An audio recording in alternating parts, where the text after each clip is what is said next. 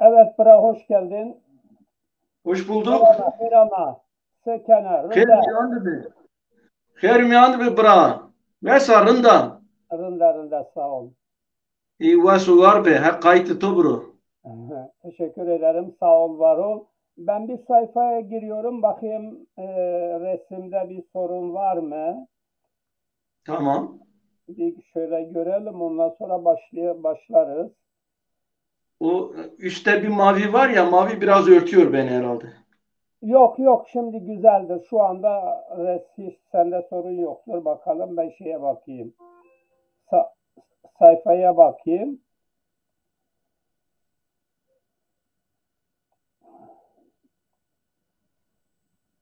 Evet, sayfada da güzel çıkmış resim. Sorun yoktur. Bu şekilde devam ederiz. Ses güzel, Tamam. saz güzel, söz de güzel. Evet. Zazaca, vazı zazaca. Başlıyoruz zazacayla. Ben şeyden bir tane söyleyeceğim. Ali Cemal Çetinkaya'dan. Dur bir dakika, bir Tamam. dakika. Şurayı da yakayım da. Evet, Işığı yakayım. Şimdi daha iyi tamam, olur.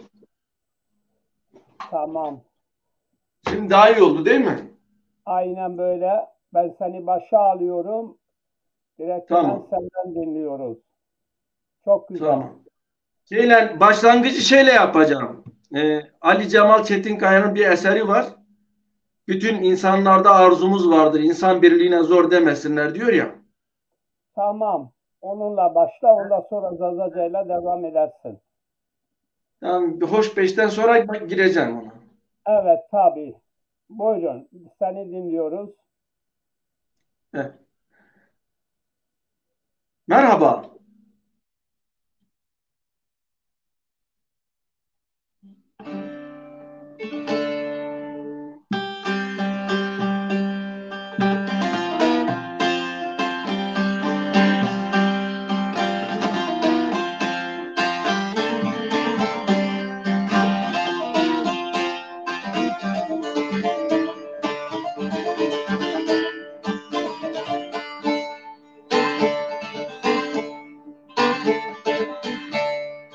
Bütün insanlardan arzumuz vardır. Bu koca dünyaya dar demesinler. Hakikat nerededir haberimiz var.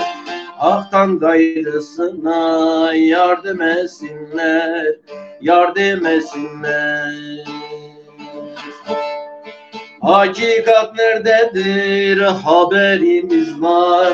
Hak'tan gayrısına yardım etsinler, yardım etsinler.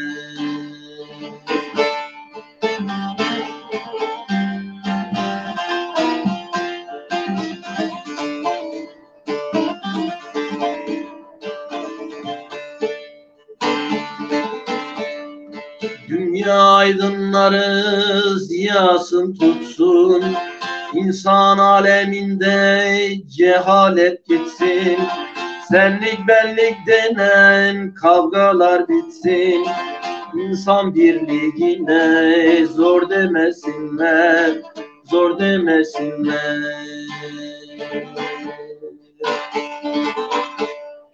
Senlik benlik denen kavgalar bitsin, İnsan birliğine zor demesinler, zor demesinler.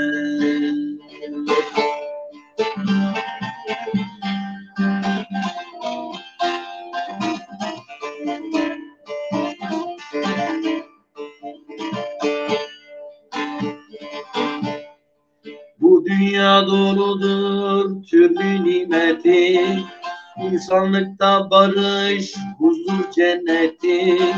Yaşamaya lazım bunca serveti, silaha çevirip kâr demesinler, kâr demesinler.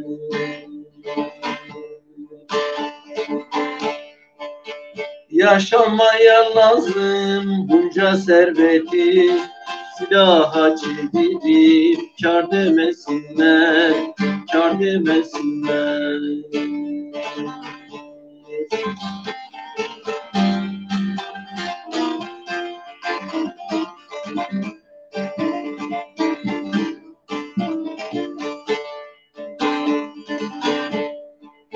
sevi sevi Muhammediler. Doğu batı kuzeyi hem güneyliler. İnsanlık öncüsü cümle veliler. Barış yolu buzlu kar demesinler, kar demesinler. İnsanlık öncüsü cümle veliler. Barış yolu buzlu kar demesinler, kar demesinler.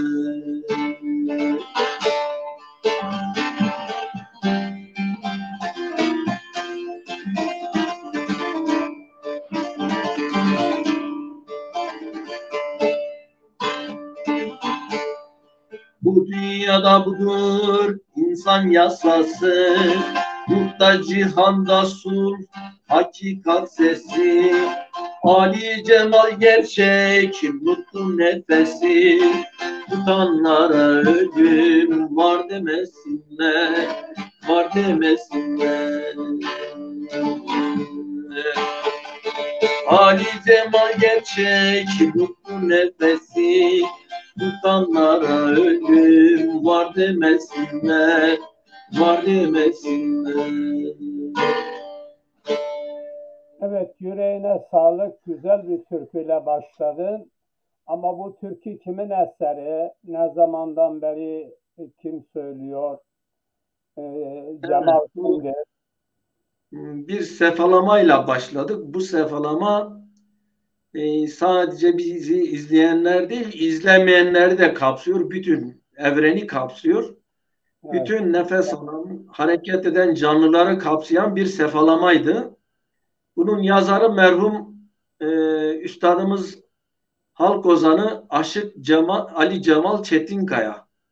nerelidir, aslı nedir, kimdir? Bu konuda Aslen bilgiler var mı?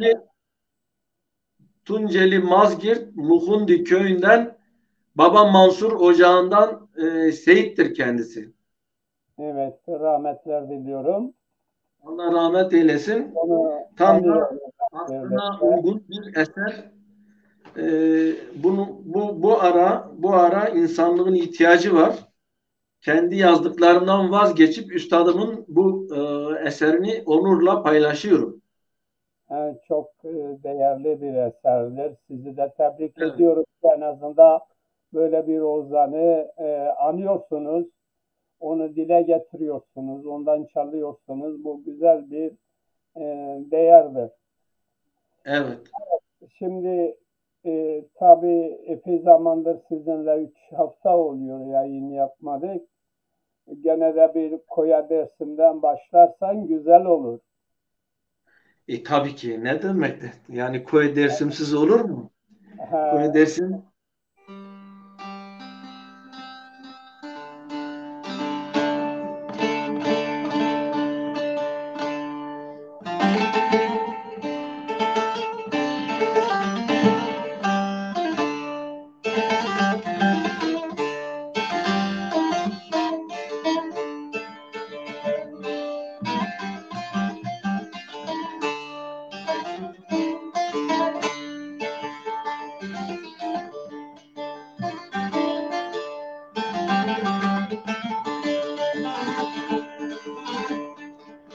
Canımın ecren o savaceri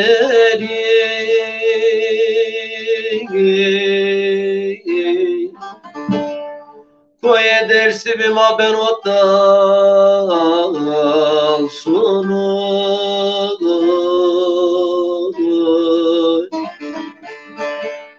desperamın yatar nili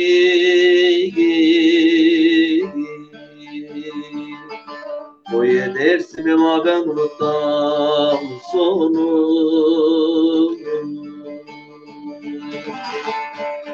desperamın yatar nili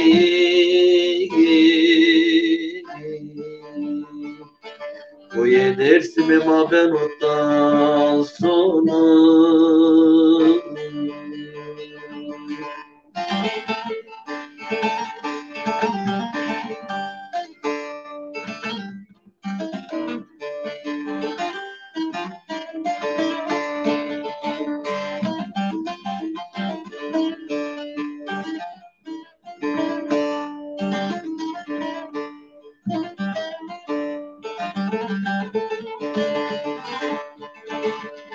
Devete sekrebani rajine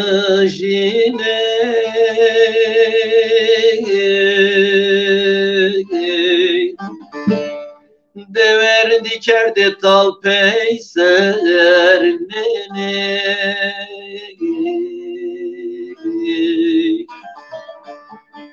gurbeti de tüvenetısı beni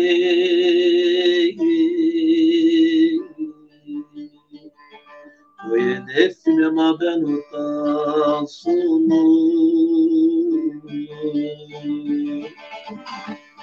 gurbeti de tüvenetısı beni ve edersin ama ben utan sonu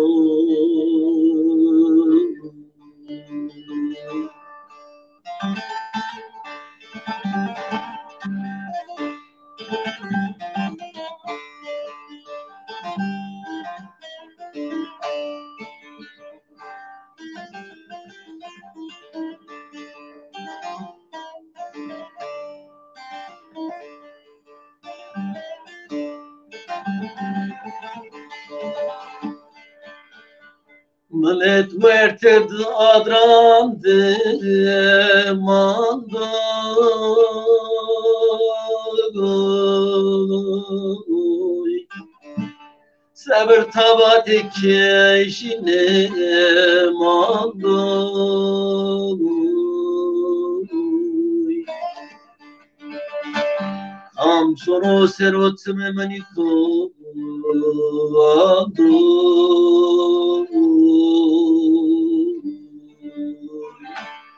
o edersin ama ben ortadan sonu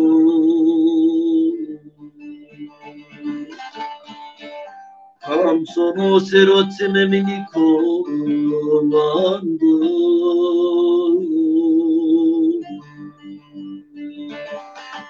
ve edersin ama ben ondan sonu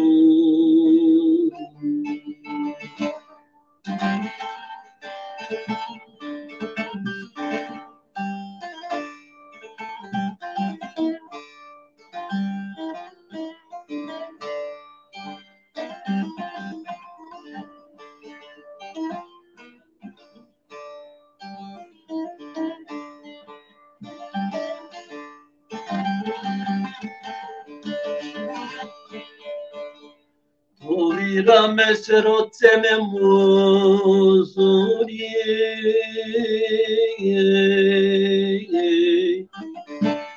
Koye dersi mirame koye Güri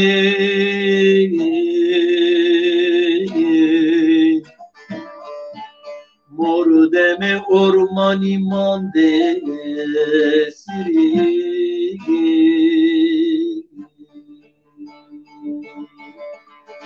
Koye dersim ama ben utasını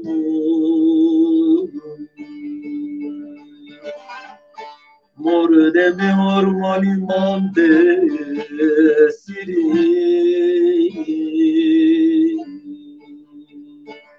Koye dersim ama ben utasını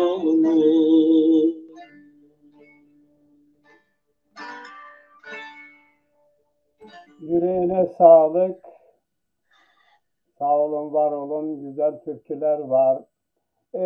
Başlangıçta hani Cemal Bey'in bir şeyini söyledin, bir eserini söyledin.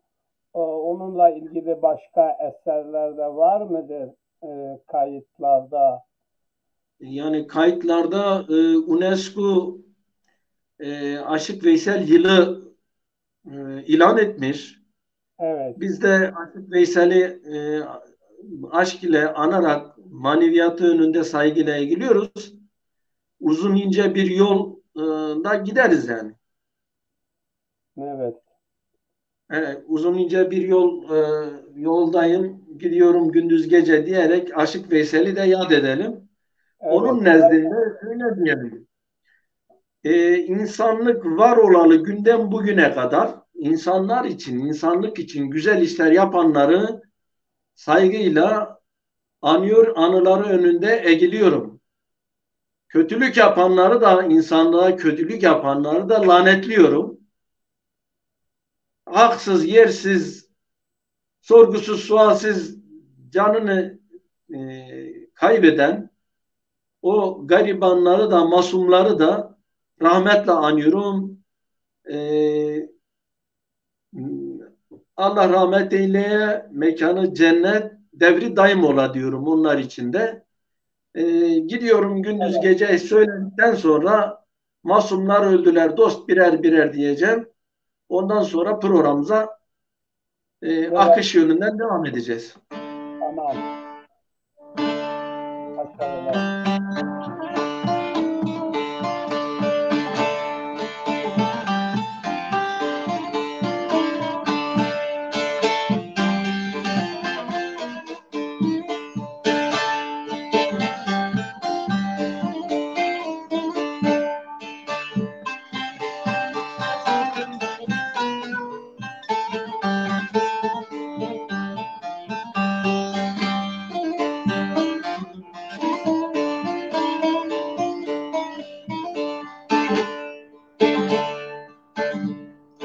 Uzun ince bir yoldayım,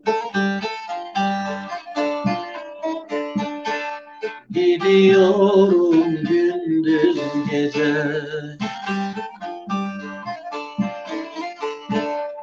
Bilmiyorum ne haldayım, gidiyorum gündüz gece, gündüz gece, gündüz gece, gündüz gece.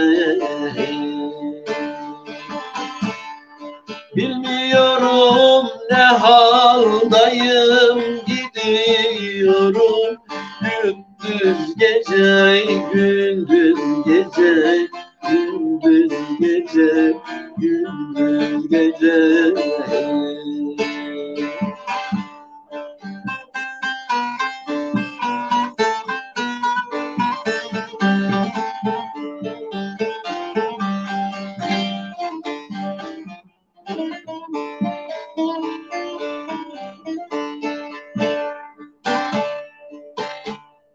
Dünyaya geldiğim anda yürüdüm aynı zamanda. İki kapılı bir handa gidiyorum gündüz gece, gündüz gece, gündüz gece, gündüz gece. İki kapılı bir handa gidiyorum gündüz gece, gündüz gece, gündüz gece, gündüz gece.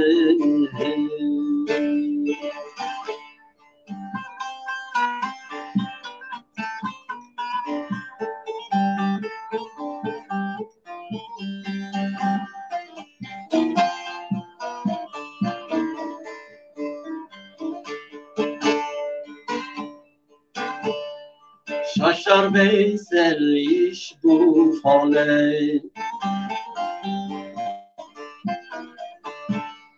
gâh ağlaya gâh güle. Yetişmek için menzile gidiyorum gündüz gece, gündüz gece, gündüz gece, gündüz gece.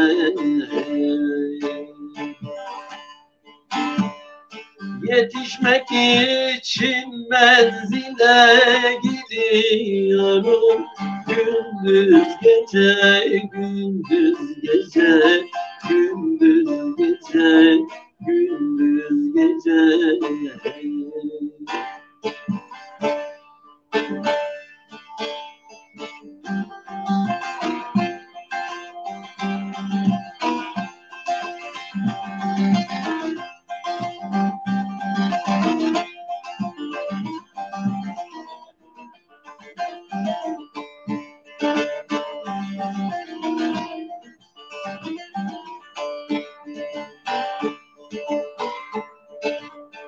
masumlar öldüler dost birer birer. Ulus inanç farkı yanar olunca, yaşlı gözlerime uyku girer. Bir sel gibi akan kanlar olunca, bir sel gibi akan kanlar olunca, yaşlı gözlerime uyku girer. Bir sel gibi akan kanlar olunca,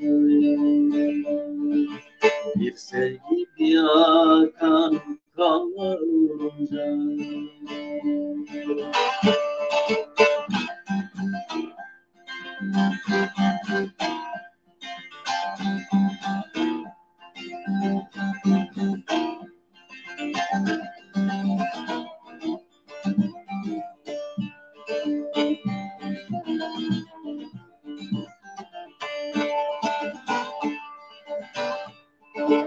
Olup biten şeyler için durdur. İnsan olan insan gibi oturdu. Diyemezler Adem hayvan kurtuldu. Sevmesini bilen canlar olunca, sevmesini bilen canlar olunca.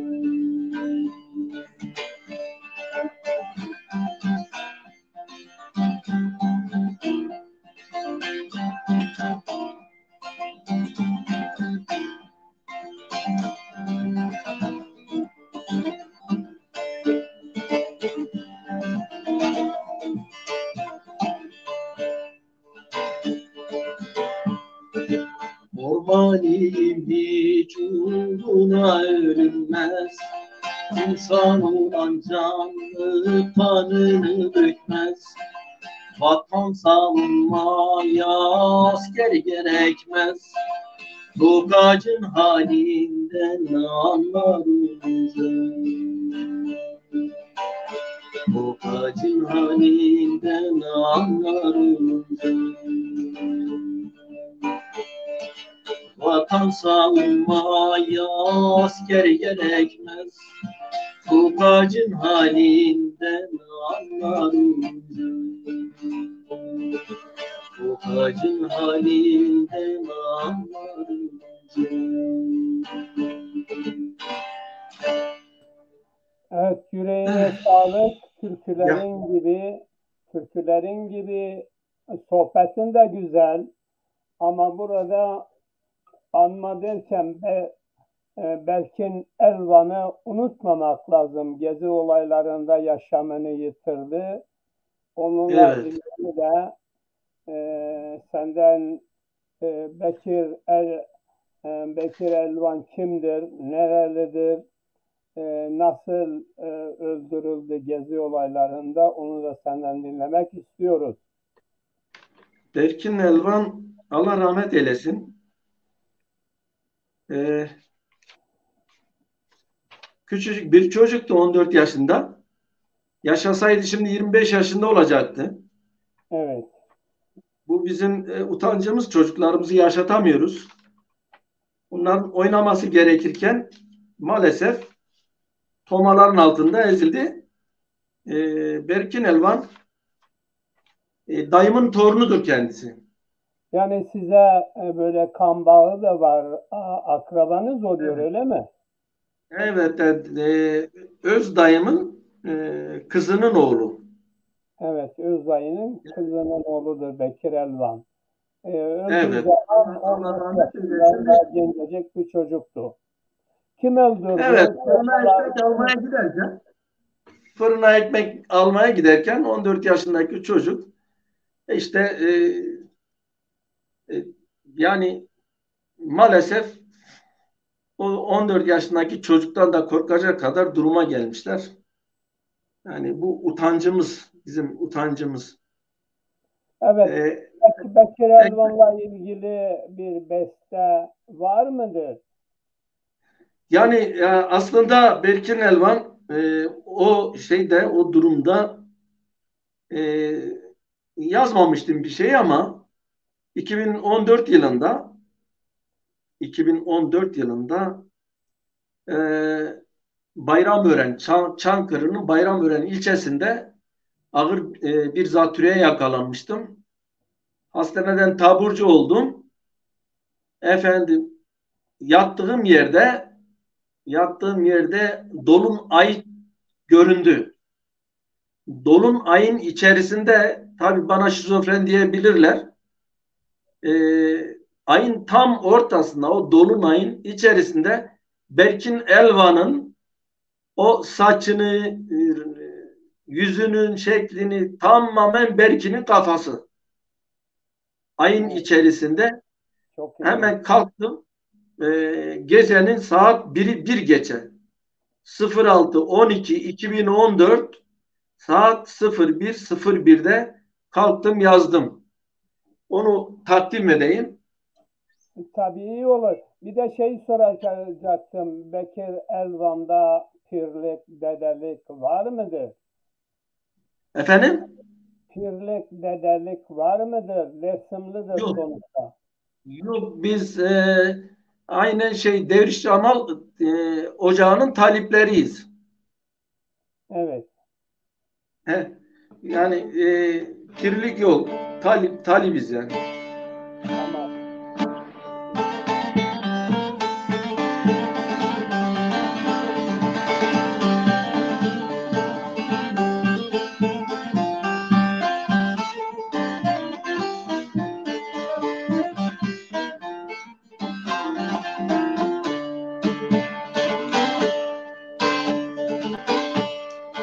Kelimeler şaşkın, cümleler aciz, cümleler aciz.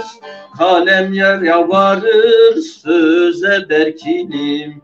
Kalemler yalvarır, söze berkinim. Acizler yaşama koymuşlar haciz, koymuşlar haciz. Serveti yatırır, gaza berkinim. Serveti yatırır, gaza berkinim. Berkinim, berkinim, gülüm berkinim. Ayıramaz asla zulüm berkinim. Güneşler parladın, ayda göründün. Elbet galip gelmez zulüm berkinim. Güneşte parladın, ayda göründün. Elbet galip gelmez zulüm berkinim.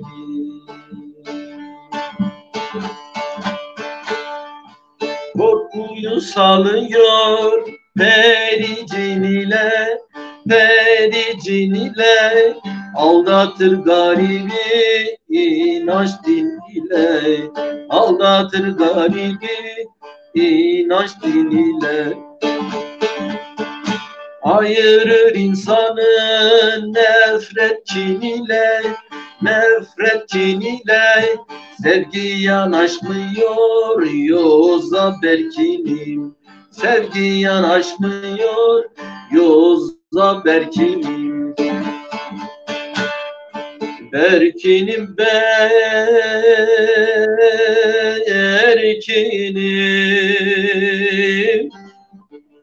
gülüm berkinim. Ayıramaz asla ölüm berkinim. Güneşle parladın, ayda göründün. Elbet galip gelmez zulüm berkinim. Güneşle parladın,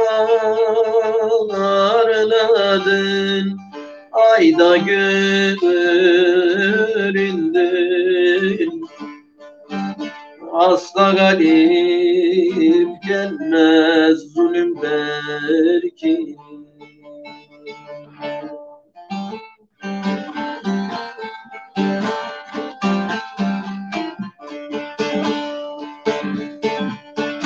Küçük bedeninle koca dünyasın, koca dünyasın, evrene sığmayan büyük bünyesin, evrene sığmayan büyük bünyesin.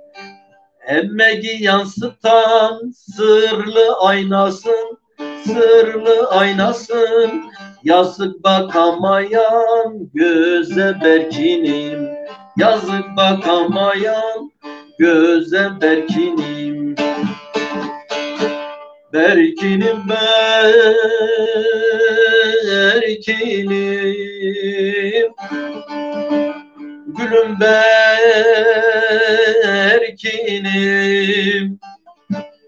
Ayıramaz asla ölüm berkinim.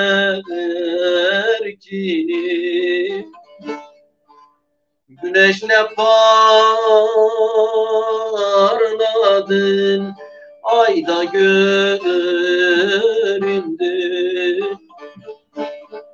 Elbet galip gelmez zulüm berkinim. Güneşle parladın, ayda göründün. Elbet galip gelmez zulüm berkinim.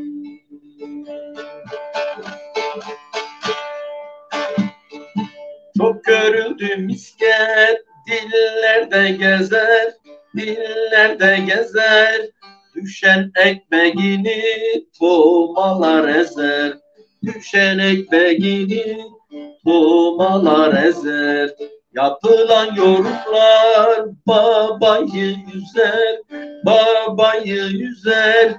Sabır ola Gülsüm, kıza berkinim, sabır ola Gülsüm, kıza berkinim. Berkinim, berkinim, gülüm berkinim. Ayıramaz asla ölüm berkinim. Güneşle parladın, ayda göründün. Elbet galip gelmez zulüm berkinim. Güneşle parladın, ayda göründün. Elbet galip gelmez zulüm berkinim.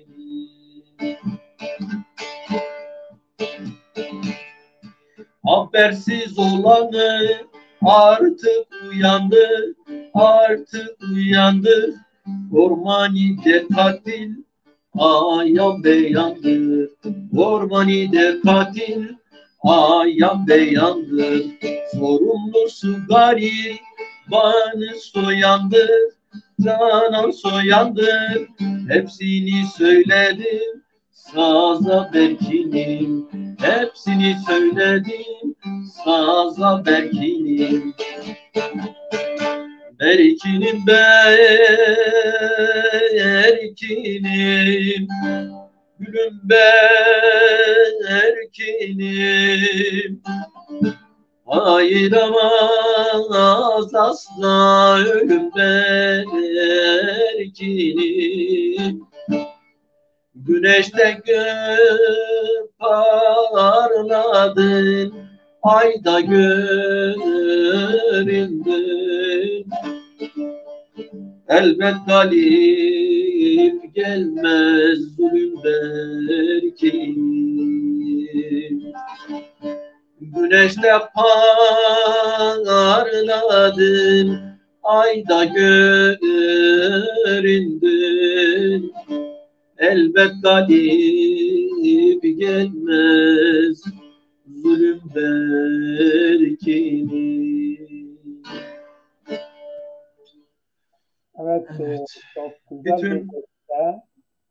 sorgusuz sualsiz hayatını kaybedenlere Evet, rahmet diliyorum. diliyoruz. Varlığın önünde saygıyla eğiliyorum. Evet, rahmetler diliyoruz.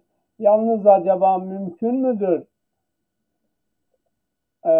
bu Türkçe şeyi Zazaca'ya çevirmek? Eğer ki çevirme şansı yoksa ben bazı arkadaşlara Türkçesini göndereyim, Zazaca'ya çevirsinler. Yani Yok, belki onlar bozarlar. Bunu üzerinde özel çalışmak lazım. Çevirmeye çalışırım.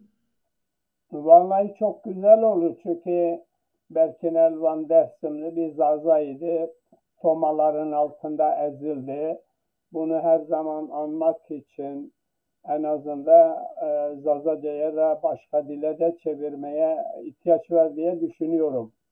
Şimdi bu orijinal yazıldığı orijinal dil diğer dillere çevrildiğinde çok incelik ister. Aynı Evet, manayı vermez.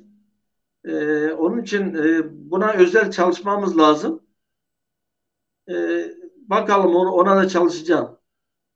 inşallah diyelim. Ben de bekliyorum yani hiç olmasa Bekir Elvan'ı yaşatmak için, onu anmak için Zazaca olarak bu bestenin çevrilmesini bekliyoruz senden.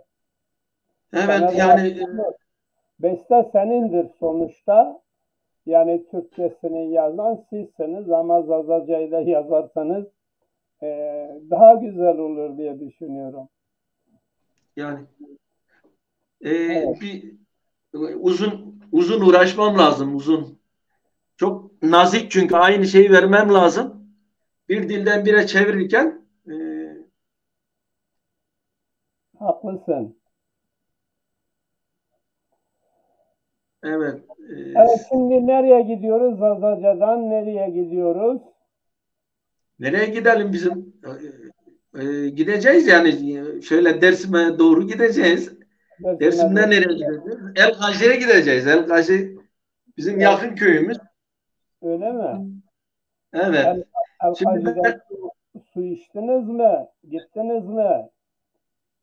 çok Elkazi'den çok gittim. Hozat'a gidip okurken oradan çok geçiyordum. Evet. Bir, Peki. bir Elkazi yapalım. Ondan sonra da tabii söyleyecekler varsa, yani tam bilmem ama artık biraz da böyle yarım yamalak söylene gelen şeyler var. Artık birer ikişer dörtlük potpourri tarzında gidebiliriz. Peki. Oldu. Hepsi güzel senin söylediklerin. Sağ olun. Şimdi Elkazi'ye gideceğim ben. Peki.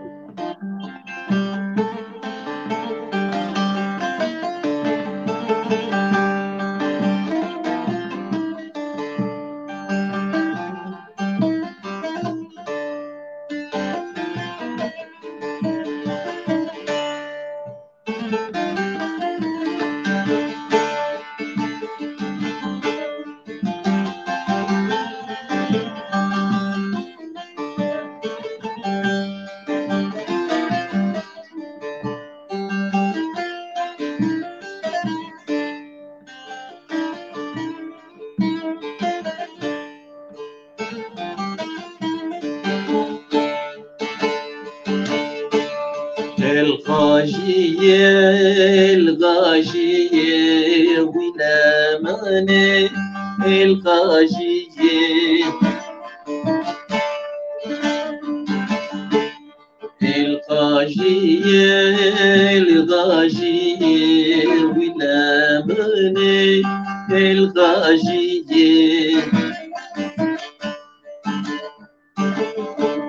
ورري مواتو ظالمانا يتورا ازراجيو ولا مني دردو دردو درد تو زيري غامر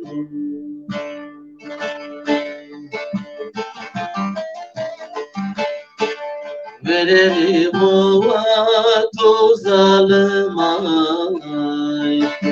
يتورا ازراجيو ولا مني دردو دردو درد تو زيري غامر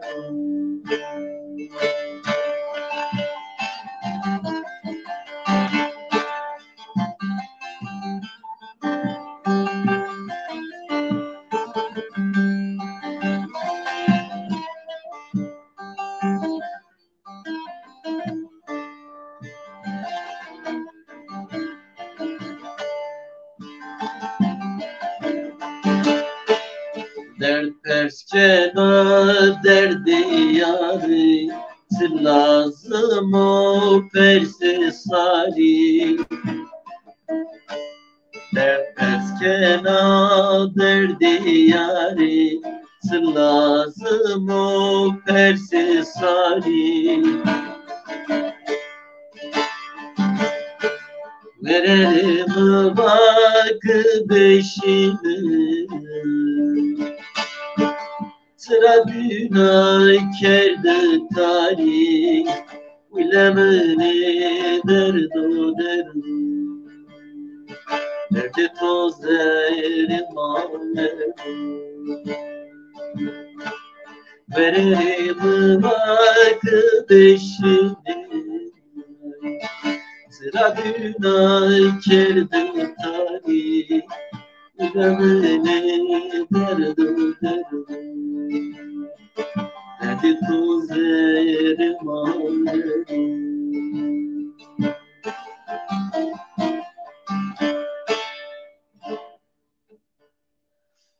Ya El-Hazire'ye değerli geçtik. dost izninle şöyle bir hap atayım. Saatte bir hap atıyor. Birazcık yanında Yani su al. atmasa hapı bozarız çapı. Suyunu yanına al. Suyumu almışım. Tedarikliyim. Peki. Evet. Tedarikliyim. Evet. Tam bıyıklar dersimi çağrıştırıyor. Munzuru dersimi çağrıştırıyor. Bir dahakinde sakallı olacak. Bir dahakinde sakal bırakacağım. Öyle mi? He. 3 gündür kesmiyorum. Evet.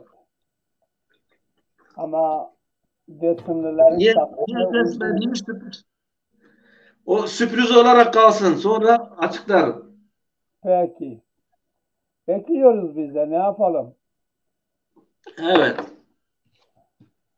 Ağustos ayının 10'una kadar bekleyeceğiz bakalım. Öyle mi? Ondan sonra sürprizi açıklarız. Peki. Evet. İnşallah iyi bir sürpriz olur bizim için. İyidir, iyidir. Peki. Güzel bir haber bekliyoruz yani. Güzel güzel şeyler olacak. İnşallah. Böyle bir dörtlük uzun havadan sonra tay berbena tay jibena diyeceğiz. Tamam. Sen bu işlerde ustasın. Aynı zamanda Ankara'da Sanatçılar Derneği Başkanlığı görevi yani çok da emek veren bir arkadaşsın. Onun için sana söz söylemeye de pek insanın içine gelmiyor. Çünkü sen yolu yordamı biliyorsun. Anahtar kelime, siz de kapıyı açacaksınız ki oradan içeri girelim. Evet, kapı sizin kapınızdır. Evet, şimdi o zaman Dadam mesu gısenemin mesu diyeyim. O arkasından çay berbana diyeyim. Tamam.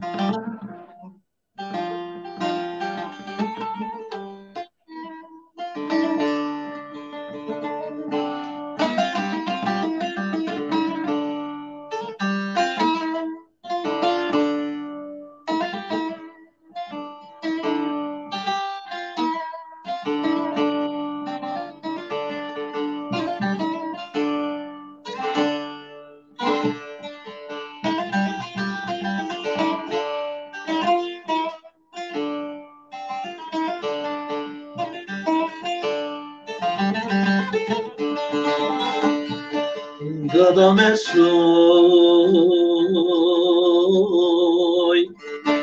bu sene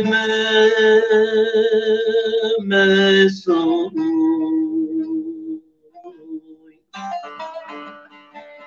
Edene ve say mesoy Ciger cigeram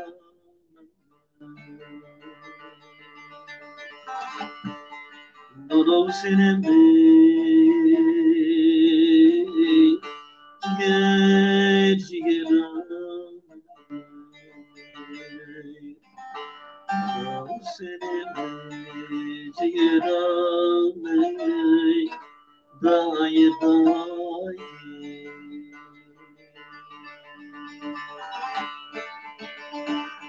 Sen bana oy Talı beni Talı beni Sıvanı etmez kendi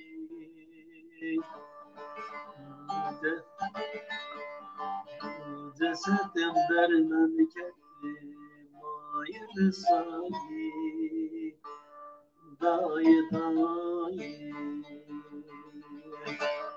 Dolan seni ciğer ciğeranım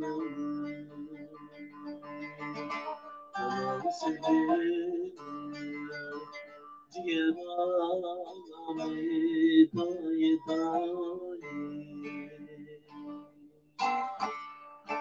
Say ber ben ay, say ben ay, say ber ben ay, say ben ay, derdi tutku mırine var. Derdi tutku mırine var.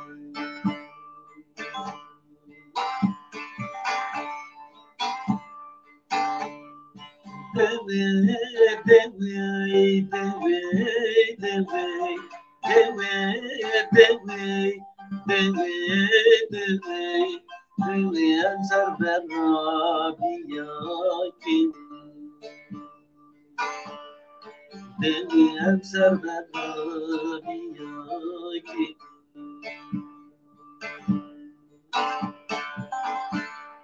Say ber ben ay, say ben ay, say ber ben ay, say ben ay, derdi tutku mırine var. Name tutku mırine var.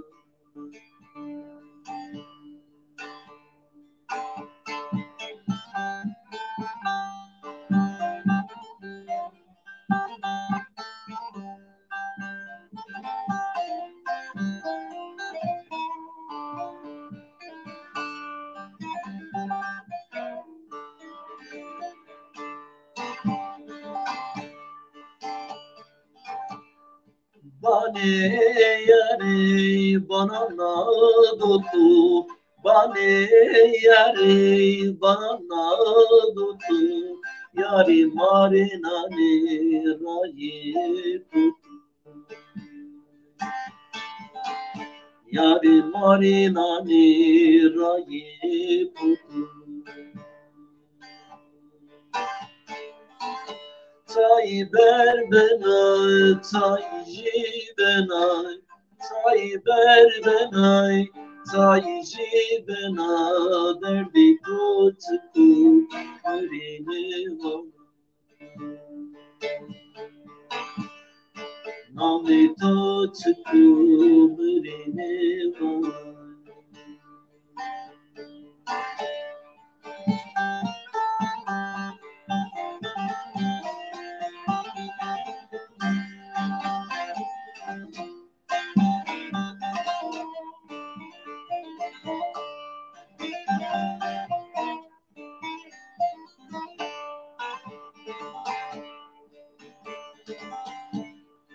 Ezo sonu Ez olsam garibi Cigeram tore bena tarleti Cigeram tore bena tarleti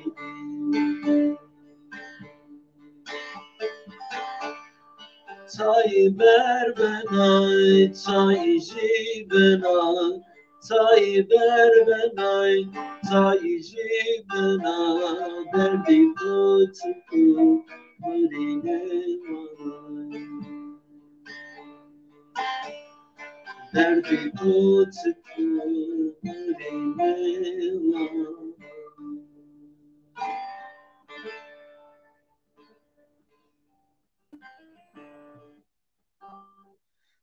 Sağlık, yüreğine sağlık. Hepsi birbirinden güzel türküler. Teşekkür ediyorum, sağ olun.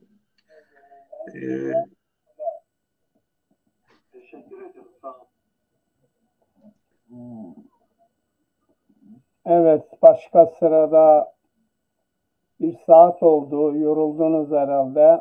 Seni fazla yormayalım. Yani aşk katına binen yorulmaz. Belki hani soracaklarınız var. Belki dostlar bir şeyler söylerler. Evet, tabii çok soracağımız şeyler var aslında sana. Siz biliyorsunuz bir seçim oldu. Bu seçimde de bir takım hileler karıştı. Gene eski rejimin yöneticileri kazandı. Siz de orada izlediniz. Oradaki durumlar neydi? Yani şahit oldunuz mu bir takım olaylara? Biraz da buna değinmekte yarar var. Çünkü adam ellem ediyor, kullem ediyor. Alttan giriyor, üstten çıkıyor. Sonuçta diyor ben kazandım. Yani bu dünyada görülmemiş ki seçimlerle, hilleyle, hurdayla bu kadar yoksulluk var, bu kadar memlekette kıtlık var. Daha doğrusu insanlar açlık sınırının altında. Yani açlık sınırı 30 civarında deniliyor, 39. Ama asgari ücret 11 bindir. Bu 11 bin siz de emeklisiniz. Bu para sizi kurtarıyor mu? Kurtarmadığını biliyoruz da gene soruyoruz. Bu konuda biraz sohbet etmeni isterim. Bu konuda tabii biz yine aşkın dilinden konuşacağız. Evet. Kur'an-ı Kerim der ki yöneticilerinizi istişare yoluyla seçiniz. Yani laik, demokratik bir ülkeden bahsediyor. Evet. Seçeceksiniz diyor, seçin. Seçerken de hileden, hurdadan bahsetmiyor. Yalandan, riyadan bahsetmiyor.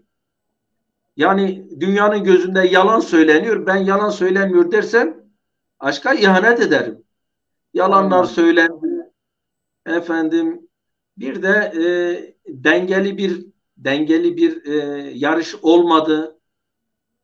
Normalde tüm aday olanların aynı eşitlikte programlarını sunmaları, ekonomik şeyleri, sistemleri neyse hangi sisteme hizmet edeceklerse onunla halkı ikna etmeleri gerekiyordu. Kaç partinin genel başkanı varsa hepsi şöyle bir televizyon kanalında oturup karşı karşıya konuşmaları gerekiyordu. Yani burada bir şey yok ki burada öyle hakkaniyetli bir şey de yok, propaganda da yok. Efendim bir tarafta devletin tüm imkanları bir tarafa çalışıyor. O tarafta 20 yıldır ülkeye getirdiği hal belli. E, Yani ama diğer tarafta e, söylemleri, tweetleri engellendi. Söyleyeceklerini söyleyemedi. Söyledi de söyleyemedi. Yani 32 kanal bir tarafa çalıştı, 4 kanal bir tarafa çalıştı. Efendim ayrıca sorun orada da değil. Sorun burada derin devletin işin içine girdiği, efendim kendi partisi içerisinde bu seçimi yöneten işte bazı isimlerin yanlış yaptıklarını, hatta Rus hackerların hackerlama sonucunda oyları çaldığını kamuoyunda söyleniyor. Gaybini Allah bilir, gaybini Allah bilir ama ben biraz değil %70 inanıyorum. %70 inanıyorum. %30 da belki kimi doğru kimi yanlış e, olabilir diye düşünüyorum. E, Dolayısıyla ben bu seçimi seçim olarak kabul etmiyorum. Evet Yani ama yani çok haklısın, şimdi dünyada evet, bu eğer seçimi ve seçilenler de aslında yani e, gasp şeklinde bir şey diyorum. E, Öyle diyorum. Ama madem seçildiler ülkeyi bu keşmekeşten çıkarsınlar. Onu da bekliyoruz. Biz vatandaş olarak 36 yıl ben bu devlete hizmet gördüm. 36 yıl gezdiğim yerler yemyeşil. Çok şükür ardımızdan bir şaibe maybe yok. Ardımızda bir anket yaptırdım. Tabii ki saygı duyuyorum hepsine. İnançlara, efendim ırklara, her türlü yaratılmışlara saygı duyuyorum. Düşünceleri de kendilerini bağlar.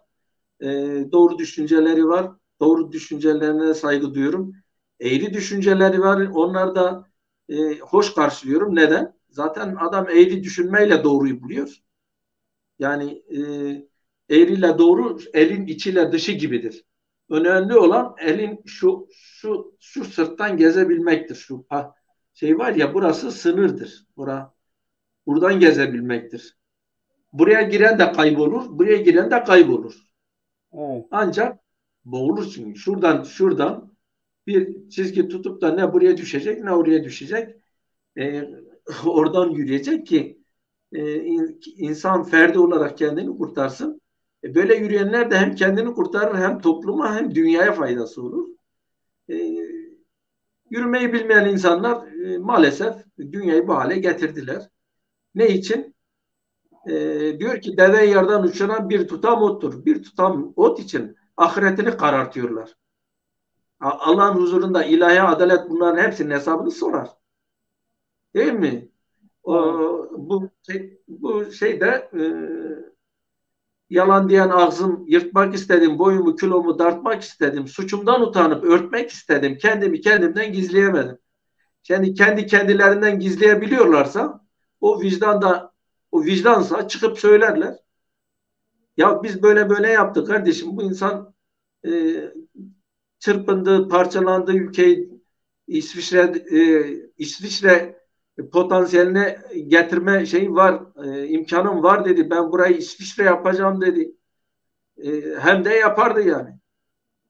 E, Evet ama Sayın Yapar. Ozani, yani bir memlekette çok aptal varsa, çok hırsız varsa, çok yalancı, yolsuz varsa, yani bunlar kendilerine benzeyen iktidar partilerine oy verirler.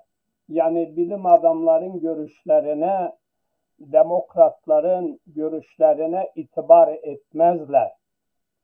Çünkü ülkede e, demokrat, devrimci, bilim adamı azdır. Bunların oyuyla iktidar olunmaz.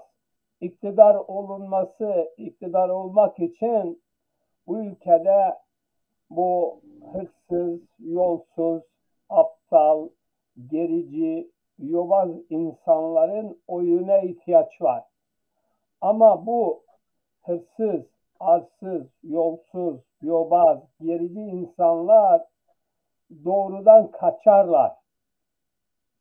Kendine yakın olan politikacıları desteklerler. Bunun çok etkin olduğunu biliyoruz. Yani durum böyle gösterdi. Bu seçimlerle bu işin düzeleceği yoktur. Yani benim yargı değerlerimde, benim düşüncemde bu şekilde olmaz. Yani çünkü insanlar çok değişmiş. Doğruya doğru demiyor. Eğriye de eğri demiyor. Eğriyi doğru olarak kabul ederse burada demokrasi galip gelmesi mümkünatı yoktur. Yani demek ki kim çok atarsa, kim çok dolandırırsa, kim çok zulüm yaparsa, kim çok sömürü yaparsa bu aptal, yobaz, gerici kesimler oraya oy verirler. Yani işin gerçeği budur. Bunu toplum hala kavramış değil. Adamın iktidarı döneminde yapmadığı yolsuzluklar yok. Ama millet gene de o geri kesim, yobaz kesim onu kendine yakın buluyor, yandaş buluyor. Yani bu da çok önemli. Yani şöyle daha izah edeyim. Bir adam sigara içiyorsa en yakınındaki arkadaşını da sigaraya alıştırır. Diyor bir gün benim sigaram olmasa ben bundan beslenirim diyor. Şimdi o Zaza bölgelerinden özellikle Zaza bölgelerinden Erdoğan'a yüksek oyun çıkmasının anlamı nedir? Zaza bölgeleri çok fakir. Dersim fakir, Bingöl fakir, Siverek fakir, Elağız, Bingöl bunlar hepsi fakir. Ama bunlar niye buna oy veriyorlar? Çünkü bunları yapmış, bunların diyanasıyla oynamışlar, kendilerine benzetmişler, yalan, dolan, sahtekar. Yok işte ben diyor Bingöl'ü böyle zenginleştireceğim, bunu yapacağım. Bingöl Belediyesi'nin kendisine ait bir belediyesi yoktur. Bingöl Belediyesi şu ana kadar kiradadır. Yani düşünebiliyor musun? Bingöl Belediyesi'nin yeri kiralıktır.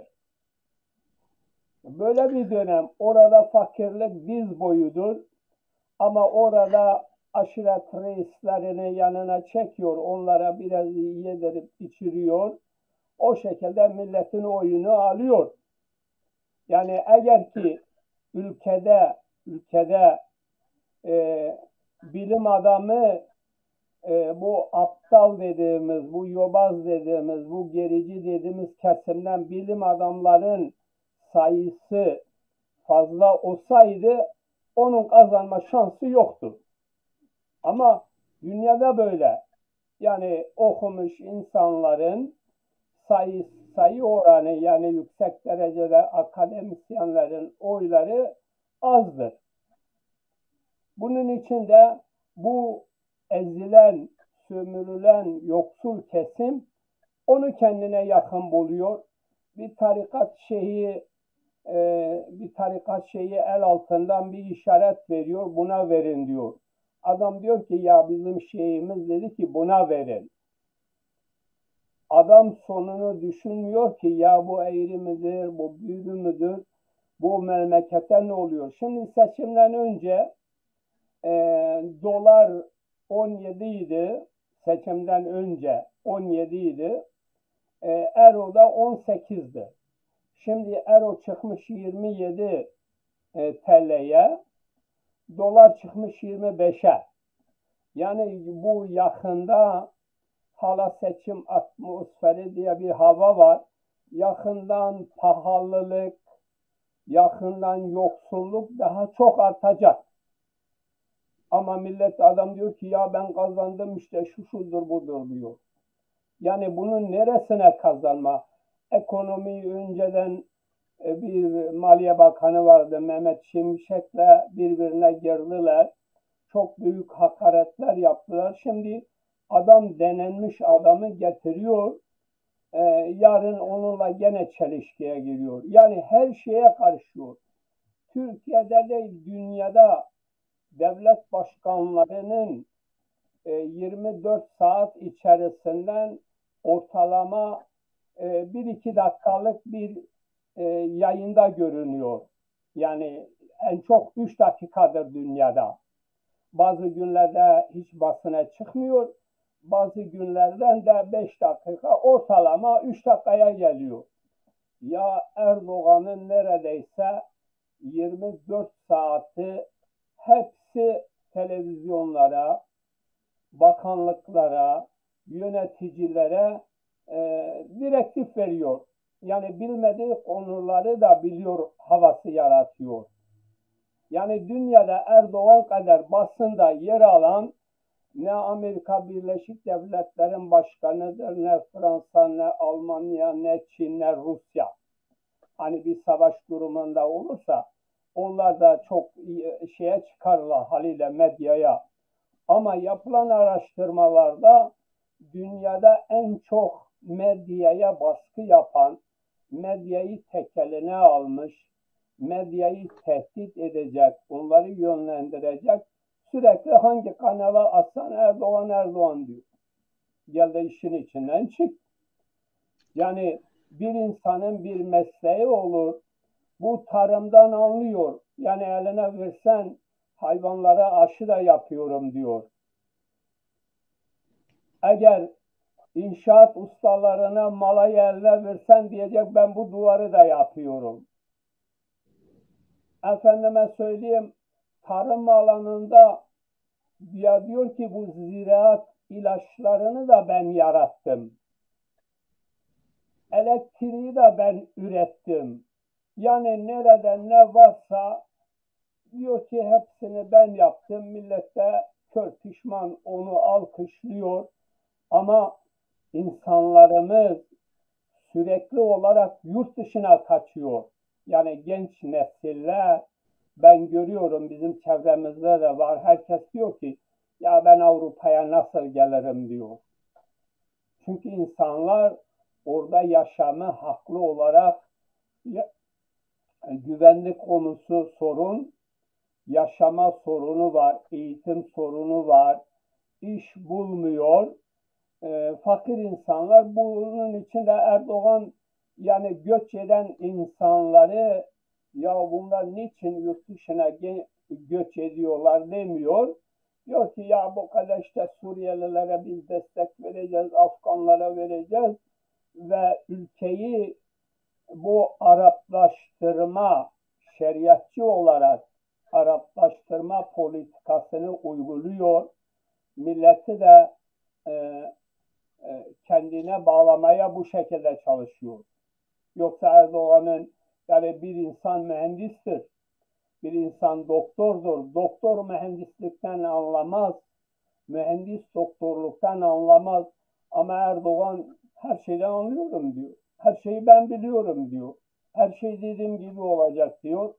Bunun için de yani ülkede bulunan bütün insanlar yaşamları gittikçe zorlaşacak. Bir günde bu hani sıkıyorsun bir yerden bir patlak verecek. Yani bu da olacak. Beklemeyle kimse de durmayacak diye düşünüyorum. Buyurun. Buyurun var ola. Tabii dışarıdan siz öyle görüyorsunuz ama biz içeride sıkıntısını yaşıyoruz. Evet, evet, evet. Şöyle diyeyim, baştan da söyledim. Eğer Yüce Yaradan'ın Kur'an-ı Kerim'de tarif ettiği bir ortam oluşmamışsa bu seçim bana göre seçim değil. Yani bana göre değil. Çünkü ben sandıkta müşahittim. Gayet dürüst çalıştık. Yani sandık kurulumuz gayet dürüst çalıştı. Islak imzaları da verdik. Islak imzaları gitti ama sonra şaibeler girince e, sandıkların bir e, ilçe seçim kuruluna, yüksek seçim kuruluna intikal edilmiş durumunu kendi sandığımızı göremedik. İnternetten girdik, göremedik. Onun için şüphelerimizde biraz değil tam haklıyız. Yani Şunu anlıyorum. Şunu açıkçası anlıyorum burada. sayılmadı. Kayda geçmedi. Yani hayır sayıldı. Doğrusunu yaptık. İlçeye kadar doğru götürdük. ilçede nasıl girdi bilmiyorum. Yüksek Seçim Kurulu'na nasıl girdi bilmiyoruz. Çünkü ben o liglerden benim sandığım ne kadar oraya kaydedildiğini göremedim. Defalarca girdim, açmadı. Onun için şüphelerde haklılık payımız var bir.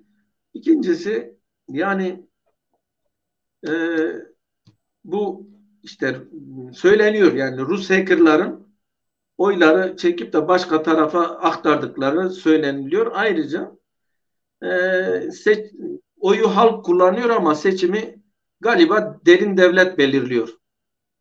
Çok doğru. Çok doğru. Evet, peki bu ara gene de bir türkü alalım. Ben burada şey diyeyim, yalan diyen ağzımı yırtmak istedim, boyumu kilomu dartmak istedim, suçumdan utanıp örtmek istedim. Kendimi kendimden gizleyemedim deyin. Yüreği Tamam. olan insan da kendisini kendisinden gizlemesin. Aynen. Katılıyorum.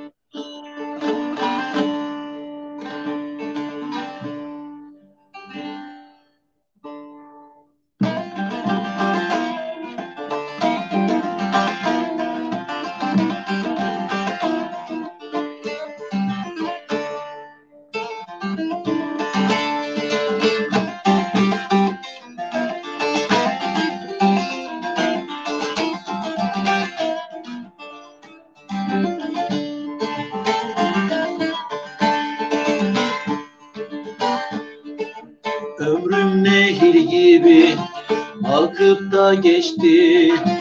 Coştum taştım doğru izleyemedim. Talih kuşum bile elimden uçtu. Nerede konduğunu gözleyemedim.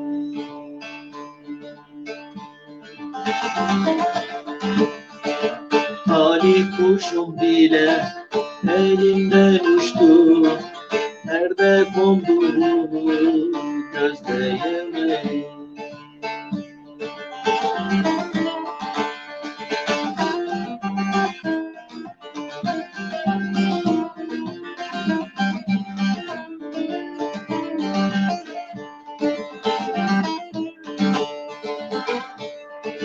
Yalan diyen ağzım yırtmak istedim. Boyumu kilomu tartmak istedim.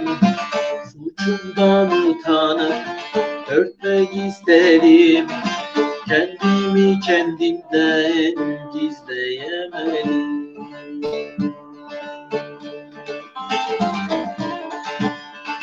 Suçumdan utanıp örtmek istedim. Kendimi kendimden gizleyemedim.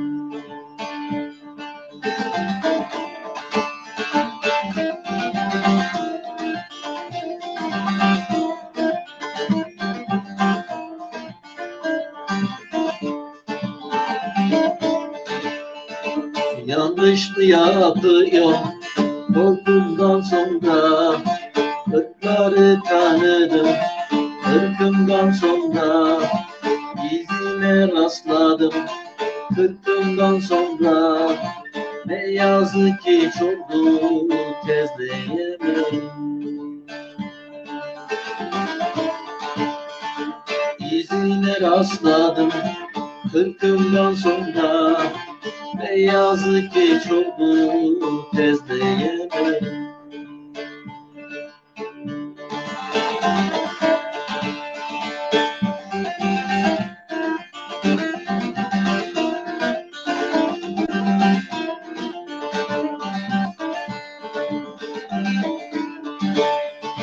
Ormani yolları aşmak gerekir.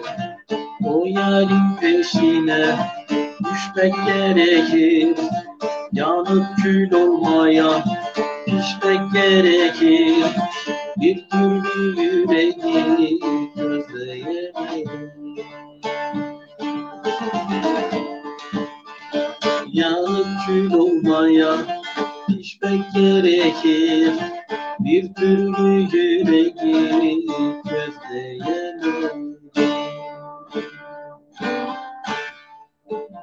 Evet, yüreğine sağlık. Sesine, sazın teline de sağlıklar diliyoruz. Kopmasın, daha Sağ olun. güzelleşsin. Sağ olun. Sağ olun. Evet, bir son türküyle alalım. Başka zaman gene bir E, programlar yapacağız. evet.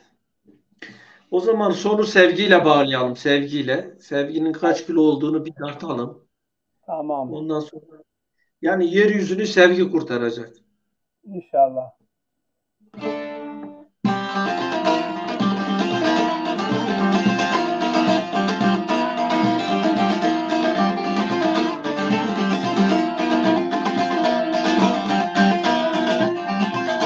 Ölçeyim dedim sevgiyi, hana doldurdum almadım. Bugün yarın asılmadı, güne doldurdum almadım. Bugün yarın asılmadı, güne doldurdum almadım.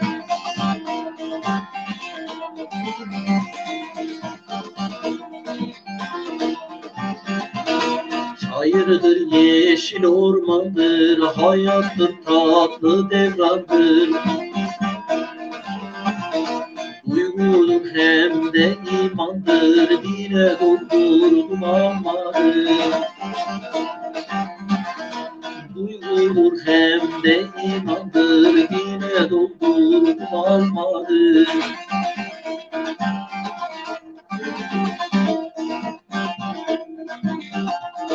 Tercüman olursa kıma, taşı gittim de bittim ben.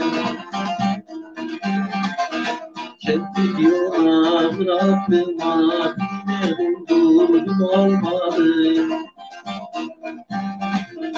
Kendi yola bıraktım, dine doldurdum almadım.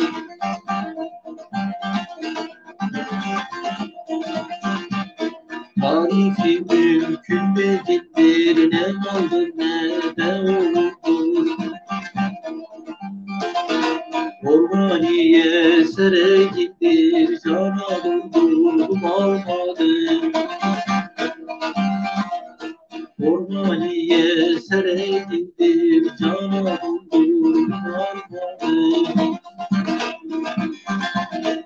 Ormaniye sere gittir, cana doldurdum almadım.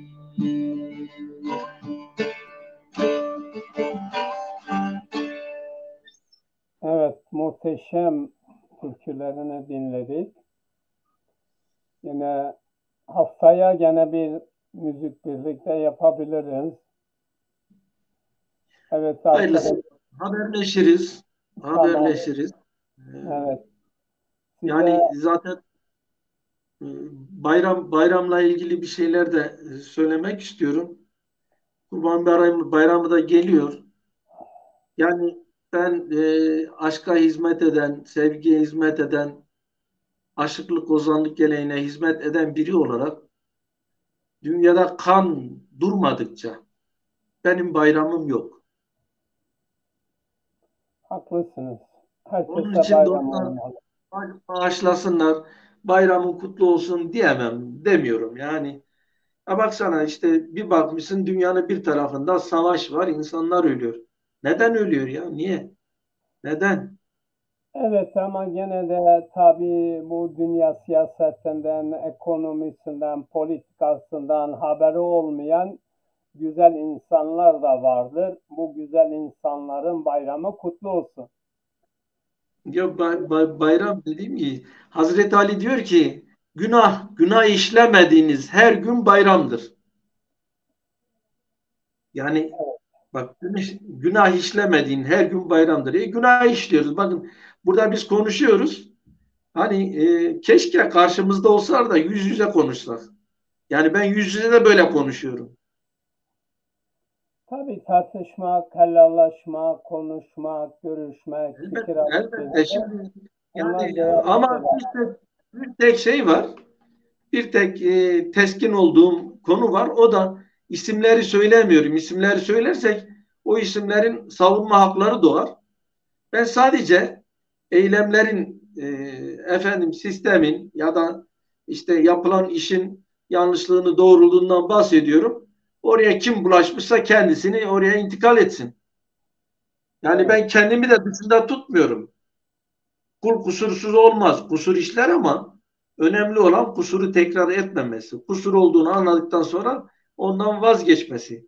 Erdem özür dilemek. haklısın, evet. Erdem özür dilemektir. Haklısın tabii, ben gene de sonuç itibariyle Berkin Elvan'ın Zazaca çevrilmiş o şeyi beklerim. Onu hatırlatayım. Tamam. Şimdi sen bana diyorsun hatırla. Ben şimdi hemen programdan sonra yazarım birkaç hatırla. Tamam, inşallah. Başarılar diliyorum. Seni Sağ olun. sevgiyle, Sağ olun. saygıyla Efendim selamlıyorum. şimdi bir binayı yıkıp tamir etmek zor. Binayı temelden yapmak kolaydır. Şiiri Evet, bozup yapmak da o kadar zor yani. çok haklısın, çok haklısın. Güzel sözlerin için, güzel kalbin için seni tebrik ediyorum. Teşekkür ediyorum. Yine diyelim, yayınımıza destek verdiğin için, katkıda bulunduğun için sağ olun, var Sağ olun. olun. Bütün dünyada sıcak bir mevsim başlamış. Ormanlarımıza dikkat edelim. Ormanlarımız yanmasın. Ormanlarımız yanarsa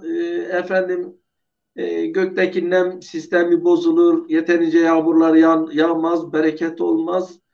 Efendim ormanlar yanarsa oksijenimiz azalır. Nefessiz kalırız. Bütün dünya insanlarına aracılığınızla selam söylüyorum. Ormanlarımıza sahip çıksınlar. Yani bugün ormanla ilgili bir şey söylemedim. Sazım beni bağışlar herhalde. Ama vaktiniz varsa bir de bu orman çevre konusunda bir tane söyleyeyim. İyi olur, dinleriz, dinleriz, Evet. dinleyelim. Dünyamız bu güzelliğini koruyarak Evet, ormanlar hayat çok ve girelim. Doğadan ne alır isen doğa geri istemez mi? Çayırları gömdün suya, boğa geri istemez mi?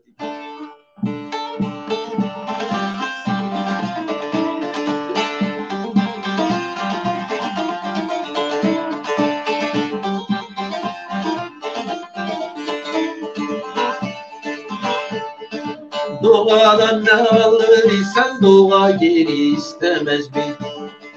Çayırları gömdün suya, boğa geri istemez mi?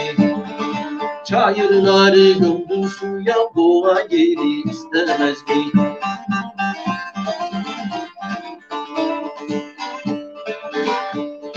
Suyu gerdin döktün harcı, sorun çözmek uzman harcı. Dersanı baldın borcu, ağa geri istemez mi? Dersanı baldın borcu, ağa geri istemez mi?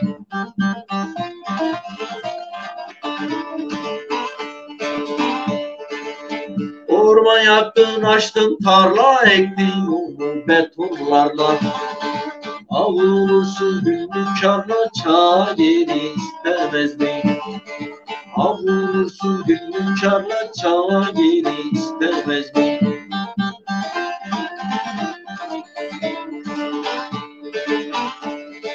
İnsanlığa öncü alim, yol bilemez hasta zalim. Borç aldığın sanma gülüm, çuva geri istemez mi? Borç aldığın sanma gülüm, çuva geri istemez mi?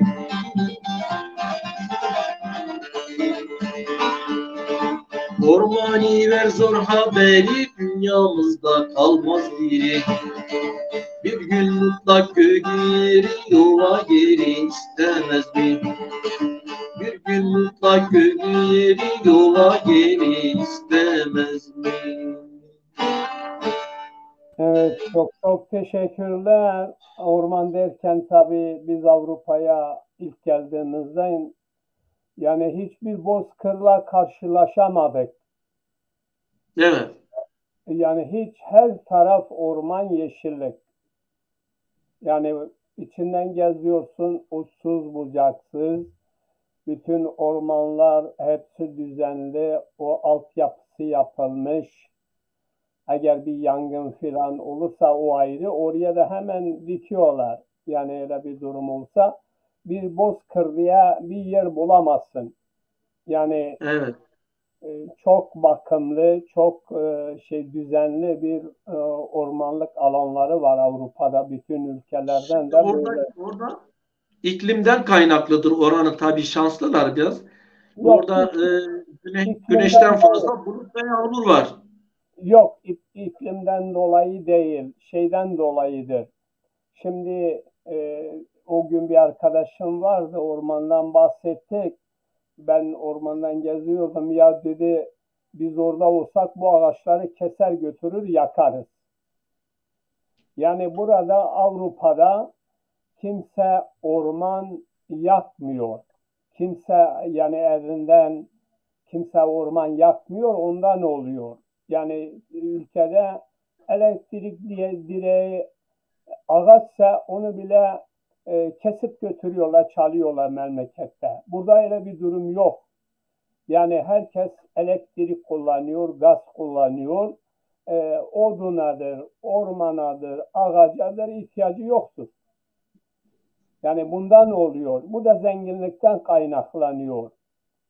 Yani Bir bütün o yani, ama şimdi ormanın bakıma da ihtiyacı var. Mesela evet, ben 36 yıl ormanda kaldım. Yani bir bölmeye bakım amaçlı 5 senede bir girilir. Efendim seçme olarak da efendim 10 yılda bir girilir. Burada olağanüstü kesimler olur. Nedir? E, Mesela ağaçlar fırtına, kardan dolayı kırılıyor. Bazen hortumdan dolayı kırılıyor. Bunlar eğer ormandan çıkarılmazsa böcek yapar. Böcekler de ormanı kurutuyor. Yani o nedenle bunlar temizleniyor. Orman teşkilatı bu şekilde çalışıyor. Ama işte bazı böyle cehalet burada da kol geziyor. E, Şey yapabiliyor insanlar. Mesela sigarasını söndürmeden atıyor. Pikniğini yapınca ateşini söndürmüyor. Elektrik direkleri, bu özellikle e, Türkiye Elektrik Kurumu özelleştikten sonra bu özel sektör elektrik direklerine yeterince bakmıyor, kontrol etmiyor. Onlardan tel kopmalar oluyor. Kopan tellerden yangın çıkıyor. E, Yıldırımdan çıkıyor yangın. evet, Efendim yıldırım vuruyor ve yıldırımdan da çıkıyor. E, kazadır olabilir yani. Fakat burada bozkır yok. Yani sorun hiçbir yerde bozkır bulamazsın. Her taraf Yani tabii bir de biz Afrika, iklim olarak Afrika'ya da yakınız. Bazı yörelerimiz oradan kaynaklı. E, Biraz da biz Anadolu'ya sahip çıkmadık. Yani şöyle diyeyim, 1402 yılında Çubuk Ovası'nda Timurlenk'in filleri saklanıyordu. Şimdi aynı ovada gölgesine sığınacak neredeyse söğüt bile yok. evet, evet, yani burada bozkır yoktur. Benim demek istediğim odur. Her ağaç yani büyük ağaçlar hepsi numaralıdır. Hep bütün ormanların arası bölünmüştür. Arabalar yani devletin arabaları gidiyor. Yani Kimse bunu şöyle söyleyeyim. Yani bizim ormancılık yönünde şunu söyleyeyim. Biz 7 kişilik bir ekiple ormana giriyoruz. Şef, orman muhafaza memuru, ölçü kesim memuru, efendim kompaşçı, yani her birinin bir görevi var. 7 kişi giriyoruz. Kesilecek ağaçlara numara vuruyoruz. Damga evet, vuruyoruz. Onun dışında kesim yaptırmıyoruz. Yani Türkiye'de de durum budur. Ben ormancıların yüreğinden öpüyorum. Onlar iyi niyetlidirler. Ama işte bunun dışında bazı yerler tamamen orman üzerinde geçimini sağlıyor. Kaçakçılık yapıyorlar. evet, İşte yani maalesef yapıyorlar. Biz kaç tane traktör sattık, kaç tane şey yakaladık. Keşke yakalamasaydık da ceza vermeseydik. evet. Şimdi Yani, bu neye benziyor? Bu diyelim ki ülkede bir okulda öğrenci yetiştiriliyor ülkede. Bir de Avrupa'da öğrenci yetiştiriliyor. Yani hangisi daha çok donanımlı, hangisi daha çok iyi eğitimli? Ormanlar da böyledir. Yani ormanları çok bakımlı, kıraç yer yoktur. Her taraf ormanlık, yeşilliktir. Böyle bir, bütün Avrupa'da böyledir. Bu da zenginliktir yani. Ya onlar disipline olmuş şimdi benim duyduğum kadarıyla. Kesime gelmiş ağacı kestiği zaman onun yerine yenisini dikebiliyor. Evet, evet, hemen derhal. Ama şey de var o işte yağışlı iklim olduğu için diktiği fidanlar şaşmıyor. Biz burada sulamadığımız halde yani çok şükür ben gezdiğim yerler ardında yeşil ama her tarafta tutturulmuyor. Çünkü Ama sulamak burada altyapısı var. Yani bütün ormanlarda şeyler çekilmiş. Su hatları mevcut. Yani o da çok evet, ilginç. Yani bahçe gibi sen nasıl bahçeyi suluyorsun, ormanlık alanlar hepsi böyle elden geçiriliyor, bakımlı. Bunun evet, için su yağmur yağsa da yağmasa da zaten bakımlıdır. Evet, neyse, evet. şimdi programımızın sonuna geldik. Güzel bir program oldu. Bir başka programda gene birlik olmak dileğiyle sağlık, mutluluklar diliyorum. Görüşmek dileğiyle diyorum. Saygılar, sevgiler. Saygı, sevgi bizden gecenin bu saatine kadar bizi dinlemekte olan dostlarımıza, sesimizin ulaştığı tüm dostlarımıza, türkü dostlarına, sanat e, dostlarına çok çok saygılar, hürmetler ediyorum. E, Bu imkanı verdiğiniz için e, kanalınız ZTV adına çalışanları, ekibi adına size çok teşekkür ediyorum. Ee, Saygı ve sevgiler sunuyorum. Ben de saygılar, sevgiler. Tekrar görüşmek dileğiyle diyelim. Sağ olun, var olun. İyi ki varsınız. Teşekkür ederim. Siz varsanız.